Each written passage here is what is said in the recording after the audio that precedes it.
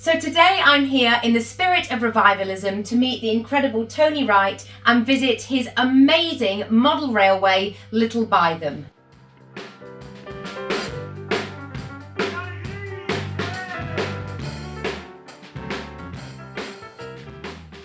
Little Bytham was a railway station in Lincolnshire that served the East Coast Main Line from London to Edinburgh. It closed down in 1959 and has always been of interest to Tony due to the breaking of speed records that occurred at the station. He has since built, with the help of many close friends, a model of the station and has been working on its construction for over a decade. The Little Bytham now lives in Tony's garden shed, or today, a magical portal into his miniature world of memories. How long did it take you to build Little Bytham from the start to how it is today? Right, well, first of all, it's not just me. Oh, okay, yes. It's a group of 7 or 8 mates. And we all pool resources. Oh. Now, these are highly talented, highly skilled, highly motivated, experienced modellers. And then there's me.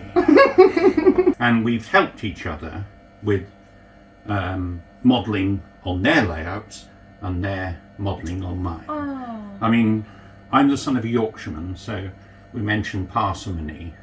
So things like the signals, which I didn't build, and I don't like building, have been paid for by my building locomotives in exchange. Oh, that's brilliant. So she was a real passion project. Oh, yes. And why Little Bytham? Why this particular location? Well, my train spotting own high summer between 1958, when I was 12, and in short trousers and sandals. That was the uniform, was it? Of boys of that age in and that about time, up to 1961, 62. You grow out of train spotting in the end. Some don't. No. You still see them squeaking at Yeah. railway stations looking weird. Yes, yes. They do have a certain look, to be fair. So my passion was for the Eastern Region Main Line. And I used to watch these trains, this A3 for instance, Flying Fox and the Austerities and the Expresses and all the trains, further north at Retford, at Doncaster, at York and Darlington, places further north. But this is the fastest section of the East Coast Main Line. On July the 3rd, 1938, a Yorkshireman drove an A4 called Mallard through here at over 2 miles a minute on its way to breaking the world speed record. Go on, old girl, I thought we can do better than this. So I nursed her and shot through Little Bytham at 123. So Little Bytham, if you say to non-railway enthusiasts, should we say, where's Little Bytham? Unless they live in, Essendine. Yeah. But any railway enthusiast will know Little Bytham. It's the nearest station to where the record was broken. And if you look, not that you would, you're sensible, but there are records by the likes of O.S. Knock and Cecil J. Allen, where they time the trains. And the fastest is always at Little Bytham. There's been more 100-mile-an-hour running on steam days than any other location. Well, that would make for a good show for an enthusiastic young train spotter, wouldn't it? It would, yes. Wow. It's really been a project amongst mates. Yes, yes. But can you use these words? It's not inclusive. Okay, how do you mean? I unashamedly chose the team. It's exclusive. I don't blame you. We were talking earlier about the gardens that Ellen Yes. Sparks made Yes. when she was 11, and they're good enough to be on here. Exactly, yes. But they're only on there because they are good enough, Yes. not because she's the daughter of a Yes. mate of mine. In 1948, British Railways, when it was formed, commissioned all its draftsmen to draw every installation. Wow. On the principal installation, not just the railway, but also like the pub. Oh, That yes. was on the plan. So Ian was able to get a 1948 plan, and he then scaled it to 4mm to the foot. Wow. And so it's a scale model. When I say it's a scale model, Hannah, it's about 14 inches short. Okay, yeah. But nobody has ever noticed that. No. What's 14 inches between friends? A lot. It depends what you're measuring. It's from that point, if you imagine, if we would have another 14 inches, then it would be to dead scale. But there's a second railway, which is the old Midland and Great Northern. Now, there was no link between this is the East Coast Main Line, fastest section of railway. Yeah. That was it was nicknamed the Muddle and Go Nowhere. So we had a choice. Either have this dead scale, but it would mean that we wouldn't be able to get a circuit in. Oh, so I see. If we push that, we could get the dead scale. But Yes. this would only be a scenic break. I see, But yes. by having the 4.5 feet, Yes, we're able to have another railway. that makes sense. And what got you into model railway to start with? Was it something that as a boy... Oh yes, Yeah. yeah. In the 50s, it was an almost universal hobby for boys. One must be very careful today. Yes. But I never ever saw a girl train spotting. Yes, yes. And if any of my mates had a sister and she wanted to come along, no. I don't think anyone set out to exclude. But no girl I knew, Was not that interested. many would want to know me anyway, would be interested in trains. 2 seconds later. Oh!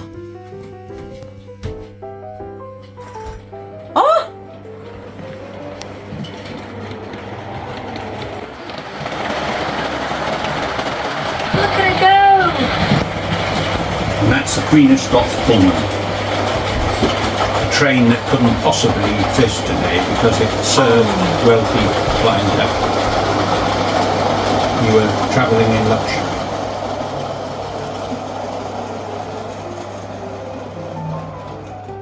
You wouldn't Not stop so it. bad. Oh, would I not stop at that station? This one would fly through. The station's not Fly important. through! You beauty! This is- But are you impressed that I stopped in the station quite so gently? Not in the slightest. The Queen of Scots would never stop at Little Never, Byron. never. Blasphemy. If you imagine these are the richest clientele Oh, and they are the plebs. they're the plebs. Okay, I understand. When I used to train spot at Retford, Yeah. there was a Pullman train called the Queen of Scots, Yes. and that used to stop. Ah. So you'd have urchins like me and my brother and my cousin, scruffy urchins peering in, Yes. and they'd look out from the window. Yeah. Ugh. Oh no!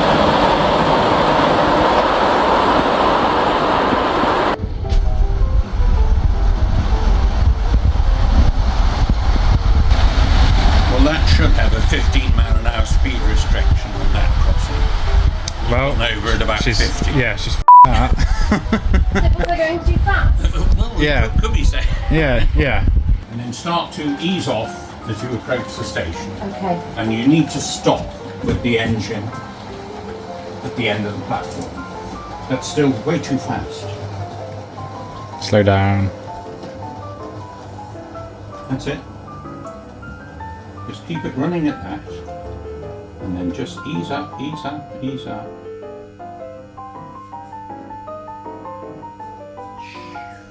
Perfect. Yay. Now, Finally did something right. because there's nothing in the section ahead, the starter is pulled off.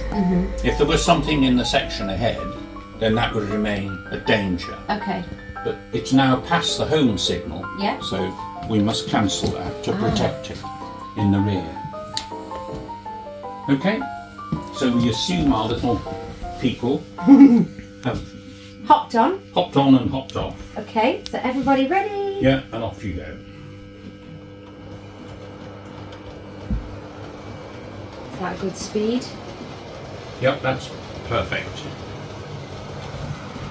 Wave at the... Now you see the difference between the Queen of Scots, which was elegant, Yes. corridor stop, riding on 10-foot heavy-duty bogies. This is much older stock. Yes. For pedants to ride in. The peasants Yeah. who ride in it. I know it's very easy to look back, but we were out all day, my brother and I and mates, a gang, not knives, No. not But drums, a gang just as in a gang. comrades. Yeah, playing football, cricket, Yeah. riding bikes, crashing. We used to have an old it was a drain pond called Dead Man's Hollow, and it was full of nettles, and only the bravest went fast and came off and scratched and covered in nettles. And It sounds like something out of a book, but that's just your childhood. yeah, it was almost a universal thing for small boys in the 1950s. You played football, you disappeared all day, you came back looking like ragamuffins. Can you Can you say ragamuffins? I think ragamuffins is fine. No, we had an iron bath and we ate gravel at Monkey Python. In a cold lump of poison. Walk 16 miles to school every day. That's right. Yeah. Like 32 hours a day. But it, as I say, I keep on coming back. It was what small boys did. Yes. I went to an all-boys school where flogging was on the curriculum. Good Lord, yeah. Beatings for doing nothing. Just breathing was considered a floggable offence. But you know, all my mates in class, you'd come, and what was also wonderful, you go on holiday, and you'd go to a different part of the country, and you'd see trains that you'd never seen before. Wow, that must have been They exciting. were regional. They're exotic, weren't They they? were exotic. Yeah. Wow, that's so cool. And what kept you doing it? Because I'm sure many boys, you know, when you were growing up, would have been into model railway, but you are still doing it to this level even now. What kept the passion alive? What kept the fire burning? Insanity.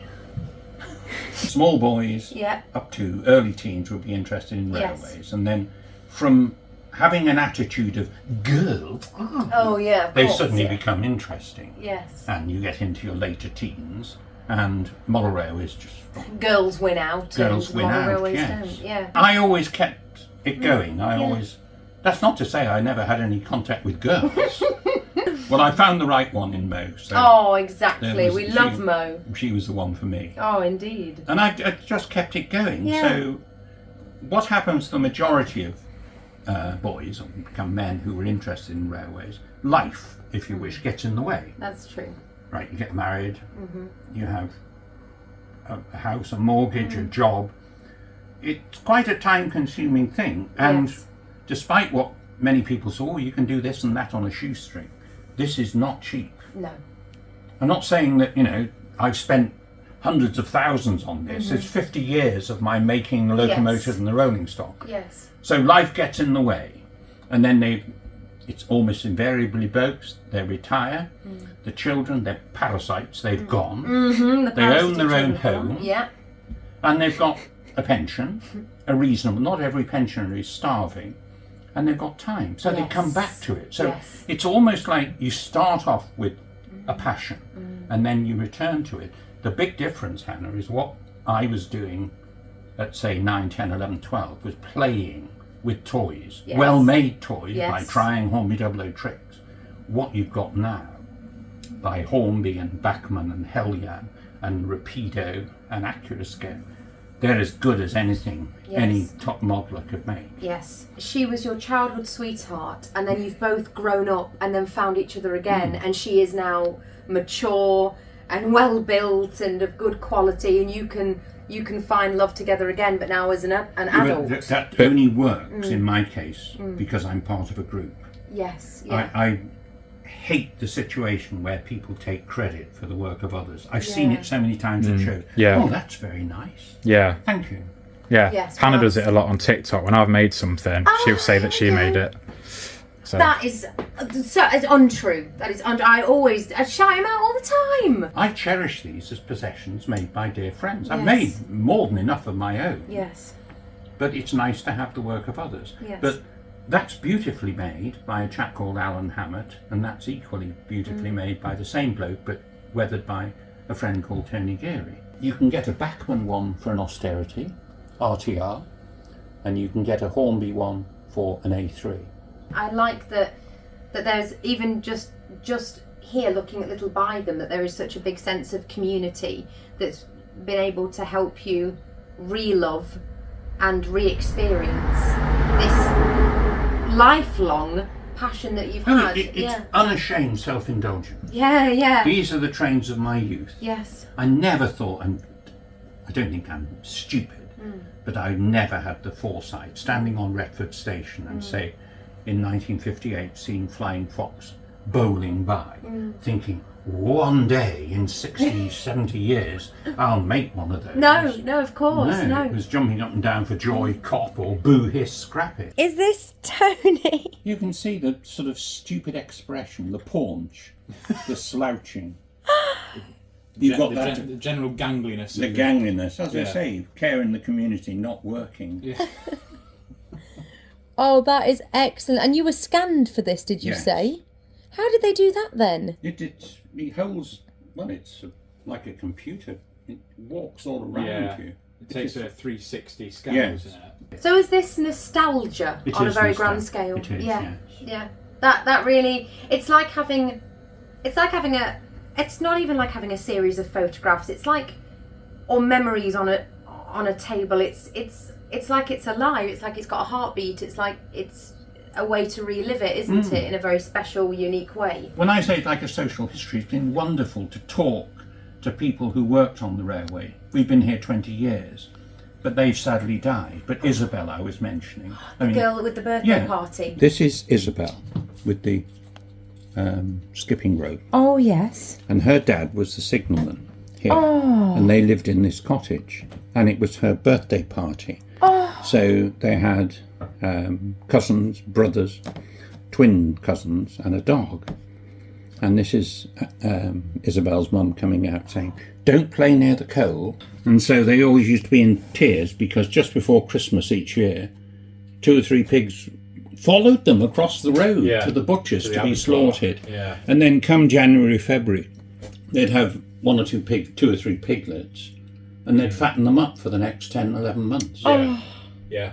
Yeah. So they weren't allowed to give them names because of becoming too attached? Oh, yeah, you know. Oh, I'd have been rubbish. The most important building along there, railway-wise, is the station master. Yes. He's the most important man, and he was a man. Yes. And then the cottages here and those there would be booking clerks, porters, signalmen. Wow.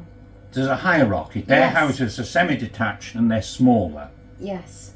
not detached, and they don't have much in the way of gardens. This is for the labourers. Not long after we'd moved in, there were a couple outside and the chap was taking photographs, and I'd come home for lunch and I got chatting to them, and they said, could they come into the garden? Because it turned out that the lady's great aunt had lived in here and they had pictures of these, not pictures of the cottages, but the great aunt and her husband and family outside. Oh my gosh. So I was able to see that, well, we didn't know the colour of the door. She would have said it was blue. Oh. But that's the way it appeared. So these wooden clapperboard, as it were, My gosh. and they were standing outside in these 1930s clothes, you know, on a Sunday. So a starch collar and a little frilly dress. But apparently the great aunt had said they were sitting in the garden one day in the summer of 1938, and a train went by so fast they were showered or dodged cinders. They'd never seen anything going so fast. It was Mallard breaking the world speed record. No way. Yeah. I love that it's all made up of little pockets of people's genuine memories and photographs. Like it because of all the history, social history that's here, it could genuinely be in a museum. Because, like you say, a lot of those people are long since gone now. So these little memories of, you know, the dog by the birthday party, Yes. and these chaps here, like, and all of these little beautiful details, you'll never get this again. You've captured these memories of people that can never tell their own story again. But It really could be in a museum. It's based on anecdotal evidence. Yes. None of these will be written down. No. I mean, the late Wilf, who's one of these, used to take a camera with him. Oh. Now, he admitted he never was a photographer.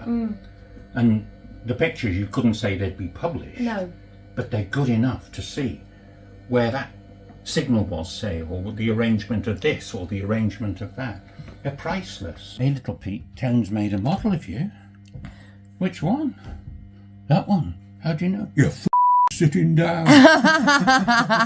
And what do you think the future of model railway is now? Because, I mean, I think we all know that the hobby in itself isn't quite as popular as it was in the 50s.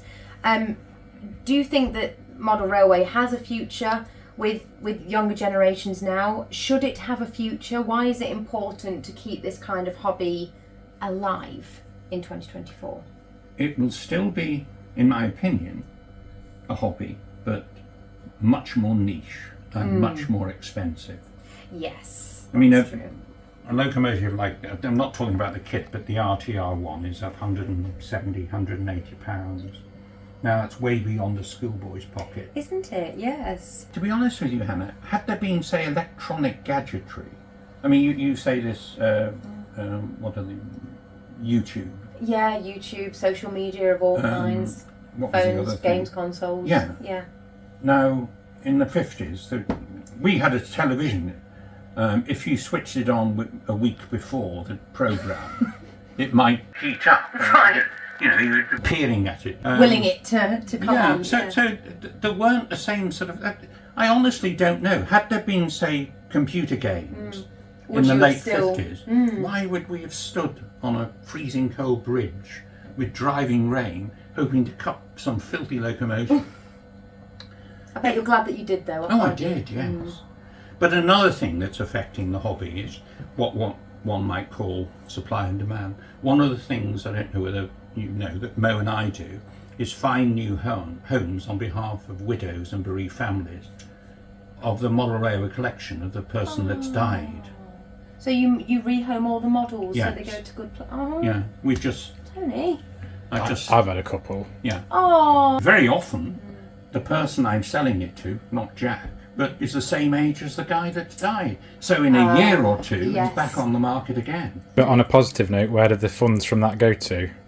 Well, it goes to the widow, and 10% goes to cancer research. Oh, that's wonderful. We couldn't believe it. We've been doing this since, well, lockdown really. Yeah. It started, or maybe the year before. We sent £18,000 to cancer research. Oh my God! I know, that's incredible. amazing. I could not believe it. That is so And wonderful. there'd be another £300 or £400 going out. Do you want more young people to be involved? And if you do, why Well, do you? Well, for the hobby to have a long-term future, Yeah. you have to have a natural progression. That's true. Yeah. So we've got Jack here, who is what, 20? 25. 25, right. Just. Now he's odd. I don't mean in the pejorative sense. No, in all the senses. Yeah. Yeah. Yeah. Now, if you go back 10 years when I first met him and helped him with his Yeah, novel, little 15-year-old. yeah, he was even odder. Yes. Being 15, Yes. a fully rounded schoolboy Yeah. who was afraid of telling even his friends that he was interested in railway. Yeah. Right. That's really sad. When I was 15, all of my mates were interested It was in railway. it was the thing to do. Yes. And even 10 years later when... Jilly wants to guest star. Oh, Jilly! You are the cutest. You say? This won't be in any young boy's nostalgia memories, because you know the thing with modernity is the tech moves on so quickly. You know, travel and transport and phones and computers and you know the age of fast everything. Everything's accessible. Everything's instantaneous. That if there is a young lad getting involved in railways, it might be because of time he spent with his grandpa. But there's going to be a time when the grandpas don't have this in their nostalgia. Yeah. Well, And you just hit on something, you've really got it. On Thursday, my old teacher training chum and his wife and 2 grandsons came down for the day. And he was mad on trains. I mean, we met in 1967 at teacher training college, and we learned immediately we had an interest in railways. But Jack, his eldest grandson, is as teeny as much. He's 16, so he's just a year older than you were when we first met. And it's a joy to see. He's making things. He comes here, he runs the railway. He loves it. And he's not a geek. I think it would be so nice if more lads were, because, you know, anything to get you off screen time these days and build up your skill set. I think I'm all for it, because I think kids now, I mean, I don't even think kids, I think adults in general, our skill set is diminishing. Oh, it is. Because we don't need to know things as much as Do you we know used to. that the Royal College of Surgeons now, when they have newcomers graduating to become doctors, they have to teach them how to use hand tools. They've never used a craft knife or a rule or Wow. a scalpel. You know, the notion of making something like this. Right. Okay, Jack was 15 when he first started soldering. But soldering is potentially dangerous. Yes. It's hot. Yes. Right. You pick it up, and if you pick it up by that end, Yes. you get burnt. Yes. Now, you only do that once. Yes. They're not exposed to those sort of... I'm not saying they should be put in danger. No, I know but exactly what you their mean. whole lives are ordered. Yeah. They're ferried everywhere. Yes. I saw these Yes. not because my dad took me and my mum cuddled me Yes. and said, don't go near them, they're hot. Yes. The length I of the agree. platform. I don't think there are enough like knee scuffing experiences for kids anymore. And I think sometimes it's not that the kids don't want to try something new, it's that they don't have the confidence that they'll be any good at it, and they don't have anybody in their immediate circle that knows how to do it either. So they just end up not bothering. So they never think, I wonder what it would be like to crochet or learn how to sew. I wonder if I could bake that cake. I wonder if I could build a model. They don't, they don't bother finding out because they automatically think they can't. But if you can tap into that, as we did with Jack, Yeah. and then this Jack, same name, Yeah. and when I've been at shows and there's some interested youngsters, Yes. the potential is Yes. there, but we still have this ludicrous situation, and it is ludicrous, where an interest in railways is viewed upon by the media as being, you must be geekish. Yes. I can say I have the work of many dear friends on this model railway, Oh. and my work is on theirs. And friendship is, well, you can't put a price on that, can you? No, you can't. Well, It's- thank you, Tony. I've absolutely loved taking a tour of Little By Them. I think she's wonderful, and so are you. Edit that. Don't edit that out.